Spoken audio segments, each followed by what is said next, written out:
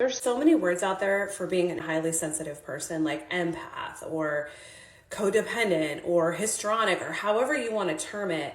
But I have always been a highly sensitive person. When kids would do me wrong in elementary school, which we all know that happens multiple times a day when you're a human being, I would come home and just feel devastated. And not only that, I would come home and ruminate. I would come home and think about it and analyze it and how could it have been different and what does it mean about me? So I would compound my suffering just by my thought patterns and anxiety around it alone. If people would give me a side glance or their face would show some sort of disapproval for me, I would have anxiety and I would go about trying to fix the situation, trying to fix them. And there's so much research on this now. Like, I was the oldest girl. I grew up in a chaotic household with histrionic caregivers. And so I always felt like I was managing their emotions and trying to maintain peace. I've been called a peacemaker. I've been told by spiritual leaders that I'm a peacemaker and that's my role in this life. Like, there are so many labels for it. But for the highly sensitive people out there in the world, it can be so exhausting because we can't just let things go. We can't just let people go. When people don't want to be in our lives, we cannot just let them choose to step out of our lives or choose to do us dirty. We will sit and ruminate and take it on ourselves and ask how we could have changed the situation or how we could have made it better or how we could have been better. And it is absolutely exhausting to be a highly sensitive person in this world.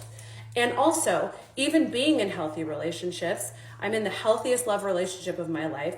I sit around and ruminate and stress about, is he happy? Am I doing things right? Am I maintaining a happy situation for him so that I can hold on to it? And I have absolutely no doubts of his behavior or that he's going to do anything sus and like walk out on me or anything like that. It's me having a good thing and wanting to save it, wanting to make sure that it's stable and it never goes away. And so I'm constantly thinking and ruminating about how I can make it better, how I can make him happier. And he's constantly telling me, stop doing that. I'm happy. I'm hyper aware of his happiness and his contentment level. Not only that, when we're alone and we're having wonderful, magical moments, because our relationship it's a heaven on earth. I absolutely adore this man.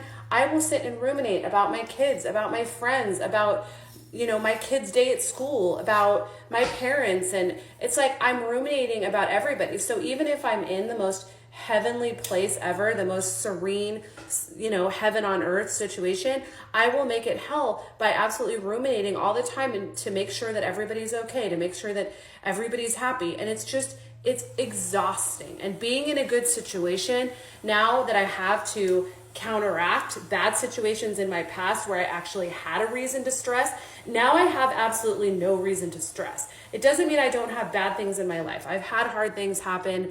Friends have betrayed me or gone, or I have toxicity with people. I mean, I'm still human. I live on planet Earth, but the main construct of my life is extremely happy and peaceful.